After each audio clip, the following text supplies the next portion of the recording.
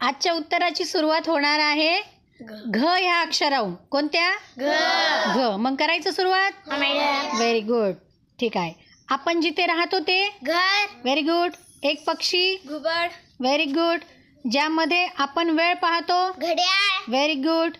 चाराला हिंदी शब्द घास. Very good. घराला पोकळ करणारी एक प्राणी घूस. Very good. रॅलीमध्ये किंवा सभेमध्ये मोठमोठ्याने देतात त्या घोषणा. Very good. चिमणी झाडाला बनवते ते खोपा. नाही घरटे व्हेरी गुड. ज्यावर बसून नवरदेवाची वरात निघते घोडा. Very good. काईटला मराठी शब्द घर. Very good.